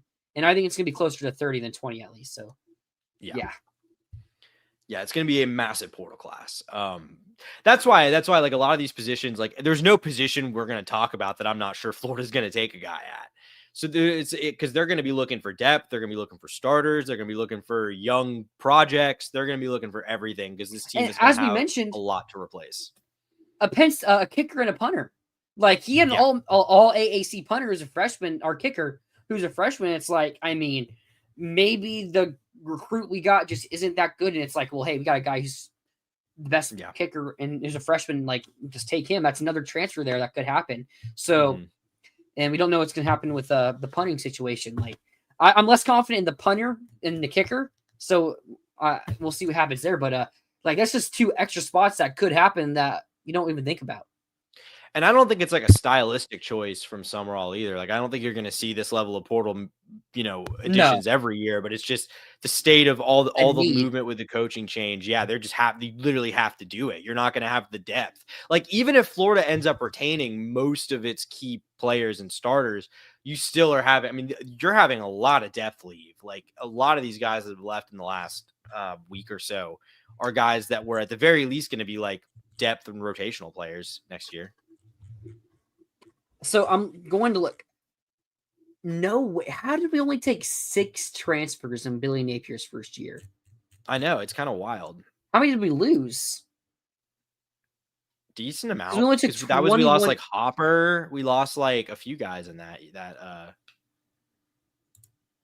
Because 2022, we lost 14. Okay, I mean, so you bring in 6 plus your 21 recruits, 25. I mean, I don't know how many people. I mean, that's still probably a little bit less than you should have taken. And you account for some of the transfers. Jack Miller. Okay, I mean, Jack Miller was really the only one. I mean, Cameron Waits was not good, but okay. Kimber, Pearsall, Montreal, Torrance. So it's really just Jack Miller was the only one.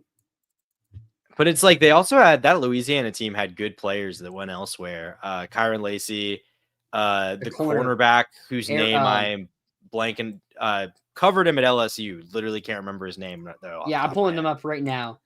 I mean, here LSU took 15 transfers. Makai Garner. Right? Yeah, that's yep. That sounds right. It says a safety. Yeah, they listed as a safety. But it was a corner. Makai Gardner. Yeah, so and they had a linebacker. No, I think he stayed at Louisiana, I think. Yeah, like Billy Napier definitely undertook the amount of players that he should have taken in that first transfer cycle. So it's not going to be same to that. I do think our previous going into the 2024 season, did we have like a pretty big transfer class? If I'm not mistaken.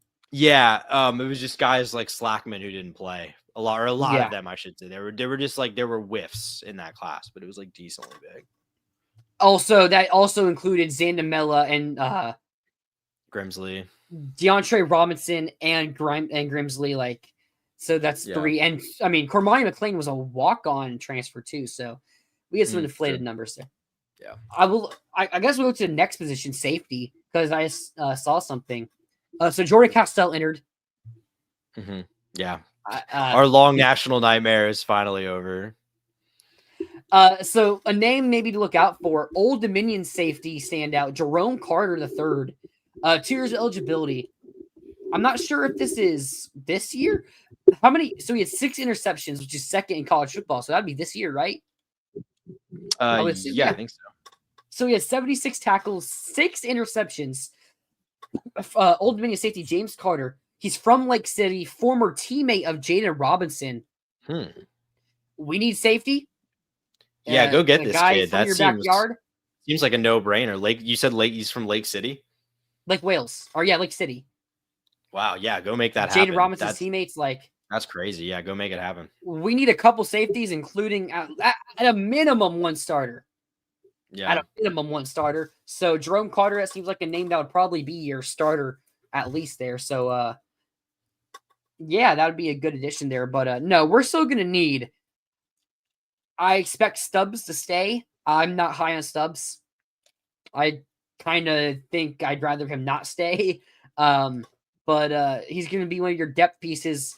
You bring in 2 safeties, so you probably are going to need two safeties in the portal, a starter, and then a guy who can compete at a minimum, be a depth piece at a minimum there. So, yeah, I mean, if you can go and get Carter from Old Dominion, I'm going to look up his PFF grade real quick. I think that'd be a good addition. Yeah, I mean, that seems like that'd be a great pickup. But yeah, I agree. I think safety is going to be among the, I think getting a really good safety is going to be among the bigger areas of need on the roster in the portal this offseason. Is Old Dominion, they're in the CUSA, right? They're in the Sun Belt. They're in the Sun Belt. That feels weird. That doesn't feel right. I think they were in the Conference USA at one point. Okay, so he ranked 78 PFF grade. Okay, this is a bit weird. So he's actually really good in rush defense, 84, and then 76 in coverage. And 58 in pass rush. That matters for safety, apparently. But no, pretty good grades there. Yeah. 84 grade in run defense. That's pretty dang good there. So especially if he's lining up alongside Bryce Doran, who, not saying is a bad tackler, but isn't the greatest tackler in the world. So, yeah, that seems like a no-brainer. Yeah, I think you definitely identified a guy that I would not be surprised to see the Gators make a full press for, because I think Thornton you can probably rely on to be a solid starter there on the other side. Yeah, 100%. Okay, another name. So I think we're done at safety. We'll have to see, wait and see there. Corner. I think corner is an interesting position because you have talent. Now, Dijon Johnson, is he going to be healthy? Is he going to be back to what he was before the injury? Because season-ending injury, I don't remember what it was, but was it a shoulder injury, actually? I honestly can't remember. I mean, I've always been pretty high on Dijon. So, maybe I have a bias there. I'm going to look it up. Dijon Johnson injury. Meniscus. Okay. So, no. If he can return, I think he's a solid starter, good starter. And then after that is where it gets interesting. So, I'm not fully sure Cormani McLean's going to return. I'm also not fully sure Cormani McLean is someone you want to overpay to stay. He was good. I don't think, from what I'm hearing, he might be looking to go get a big pay raise. And I don't think that's something Florida should necessarily do with Cormani. If he stays for a bit cheaper, then it's okay. But I still don't think he's guaranteed a starter next year, or at least should be. No. Even if he stays. Now, Ben Hicks Jr., I expect to stay. I don't think it's been confirmed or anything, but I would expect him to stay. Javari Flowers is an interesting one. There is some talks that another school like Miami is in talks with him. He looked promising this year, so it's I want to keep. He's also a 5'10" corner. So I'm not sure if that's one that I don't know if you should overpay Flowers to stay. Yeah. Again, losing a guy who could start next year to Miami on paper looks horrible. But if it is one of those, he is 5'10". Yeah. A name maybe to watch, Jontez Williams out of Iowa State. I think it was all Big 10 first team, or Big 12 going into the year. Near the transfer portal. The question with him is he had an ACL tear. So it's one of those things, can he come back from it as good as he was? So his mother is a UF grad. He is from local in Florida. I'm forgetting where. I had it in my mind earlier. I'm pretty sure I said it earlier when I was talking about another player. Stark. He's from Stark. Oh, okay. So yeah, his mom. Yeah, he's from Stark. His mom's a UF grad. If the ACL tear isn't something that's going to hold him back, this would be a great addition for Florida. Yeah, you go and get a proven cornerback one at the power forward level. Someone who's from. Is he a safety? I thought he was a corner. Brian Fisher. I thought he was a corner. Maybe maybe he's I'm a not nickel. sure. Let me go and figure this out here, because that's a pretty big difference there. I mean, he's a great player. I know that. What's that? Cornerback, a safety. So, okay. Because why does that cancel out the teams? He doesn't even have the snap minimum. That's because of that ACL injury. Big 12, Iowa State. Where are they? Right here. Okay, so he was listed at corner.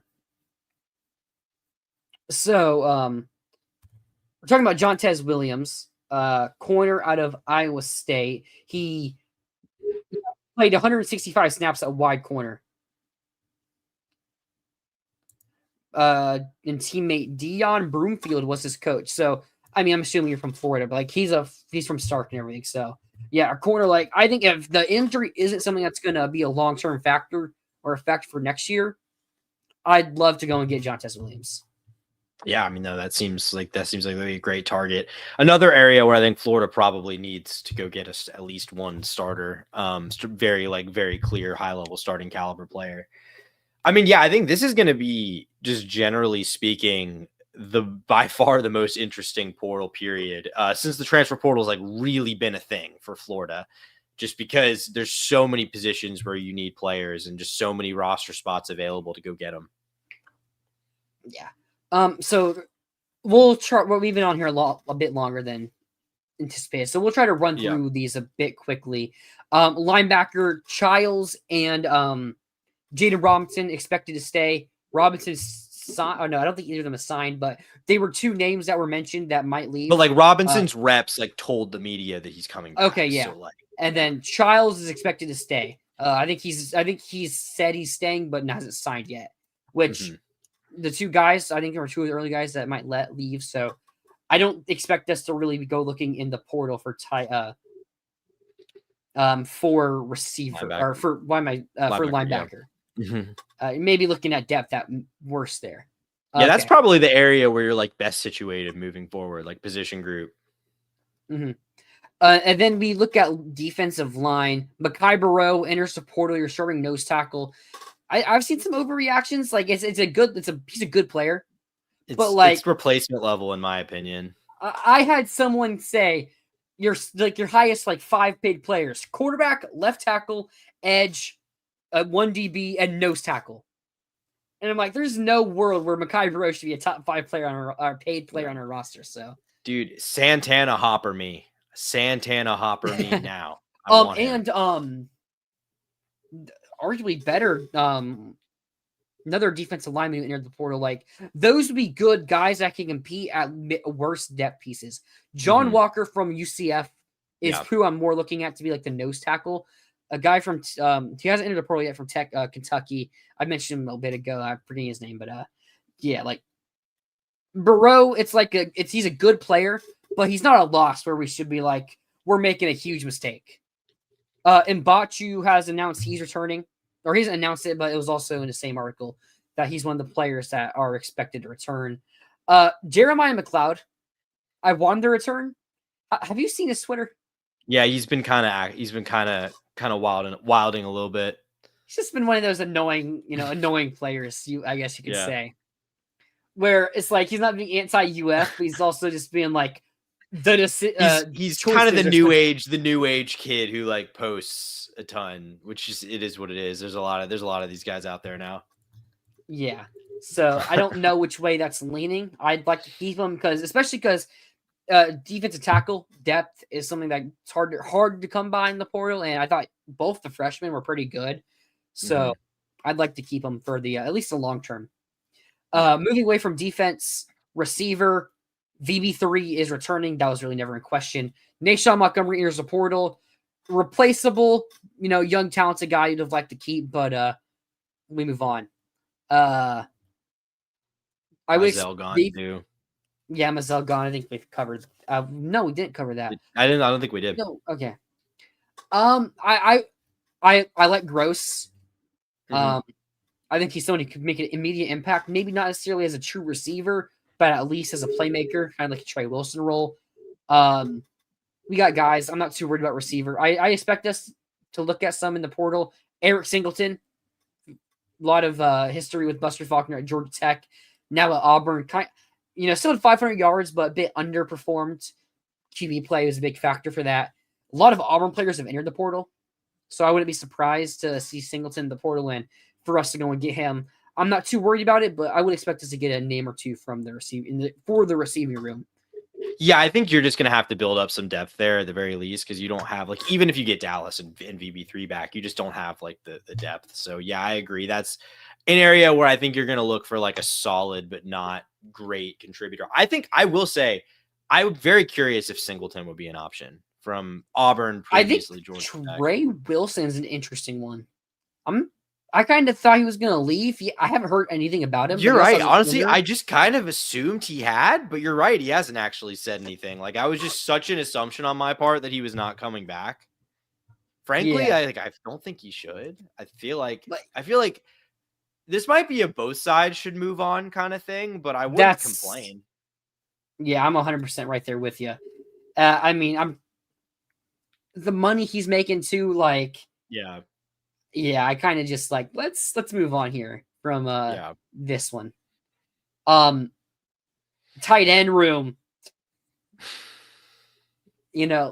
Livingston probably returns. I don't know if I've seen anything locked in there. Well, we've got Hezzy Kent, and he's going to be tight end 1 for the entire SEC. For the entire SEC next year. No, Hezzy Kent retweeted the safeties coach post about in his Florida Gear new profile picture. Hezzy Kent's moving the safety confirmed. There we go. Move him to the DB room. I bet he could do it. Micah Jones, for Micah Jones fans, he's returning. I guess Livingston probably returns. I don't know if anyone's going to overpay for Livingston. He's a good player. Like that's like if you can go and get a tight end 1, like I would be okay if Livingston being like tight end 2 or 3. Yeah, I agree. But I would say we're going to need 2 or 3 tight ends in the portal. So yeah, I think hopefully that's a room that just you got to flip it. I think just flip it. I don't think there's really much there that's like got to keep this. Yeah, I think that's it. Yeah, I think that about covers the entire. A player forgot to mention is staying. Jahari Medlock. I've heard the staff actually really likes him. Mm-hmm. I know that was also said about the last staff, 3-star recruit we flipped from Cincinnati. But yeah, I've heard they really like Jahari Medlock, so I wouldn't expect him as a redshirt freshman to really compete. But in a year or two, if he stays longer than this next season, it's something interesting. Might as well bring up. Yeah. No, but over the next 2 weeks when the portal opens in 11 days, that's really when we'll start getting that's when we'll start hearing about visits, hopefully get some commits. And I think that's really where things are going to start to really blow up for us. Yeah, I think it's just hard to evaluate much at this point because we know kind of who's gone, but we don't know how it's going to end with all these guys. Obviously Boss still, Dallas Wilson still, and we haven't seen what ultimately the long-term plan is. For the guys they're letting walk, we haven't seen what the staff has in mind to replace them. So I think we're just going to kind of have to wait and see with that. But I would assume once we get into the new year and the portal opens on the 2nd, I would think things start moving pretty quickly because this has been a excessively long illegal tampering window. Yeah. Yeah, it's actually kind of wild. Yeah. But no, I think where did we overtalk there? Where did we go wrong? What got us? Well, this segment was like an hour. This segment. Yeah, that's where I'm wondering. Yeah. What made it go an hour? Just a lot of position groups, because we also probably also didn't help that we hadn't previously talked about Lagway. We had to spend a decent amount of time addressing quarterback. Yeah. Lagway, Ball, and yeah. Offensive line for a lot. Offensive line. Yeah, that's kind of where I think offensive line is probably where we overstepped there. Yeah, we're like, let's do a short show tonight, and it's like this is like pretty much completely par for the course. And this is the average. This is like an average show. Yeah. But no, everyone you say here with us at 11. Yeah, appreciate you guys. You're the best. Basketball team. Xavier Lee starting to play better. Yeah, they're coming along. I think the SEC is pretty bad, so I still think this team can rip off a lot of wins in SEC play. Did you see? I think it was Evan Maya. No, it wasn't. They're using Ken Palm. It was someone. The SEC is rated the best conference right now in college basketball. That's hard But to believe. wait, let me tell you this. But if you remove Utah from the Big 12, the Big 12 would be a full point over the SEC. That's hilarious. So Utah's just that bad. Like Utah, I think, is ranked in the 140s, while the lowest ranked SEC team is 88. Utah is literally, they're doing No Child Left Behind for Utah right now. No, they're a football. They help the football program. That's really Utah's job there. Winningham retired. Biff Pagogi going to be the coach at Michigan. Dude, I don't know, man. I mean, I think Alabama winning hurt whatever chances they had of getting DeBoer. I don't really think that's very likely to happen now. Yeah, if it was at some all, rumors that DeBoer's bought a house in Michigan going out. We'll see. I mean, hey, if they lose to Indiana, no, but that's probably it's still before the portal cycle. A day before, yeah. A day before, no, but yeah, there you go. No, but thanks everyone for watching. We will be live Sunday. You know, I know we didn't say it last show, but we will be live Sunday, and probably have a bit more portal news about players entering. I'm kind of thinking about it. Not much is going to be happening in the next week unless there's some big story that it's going to be pretty we quiet. don't expect. I mean, Ball's probably going to be the big one. Yeah, we'll probably get some resolution on Ball and Dallas, but I would think that's about all we'll get in terms of huge news. Yeah, but hey, thanks everyone for watching. We'll see you Sunday. Have a great rest of your night. Only got an hour until midnight, so late show, but we'll see you next time. And as always, go Gators.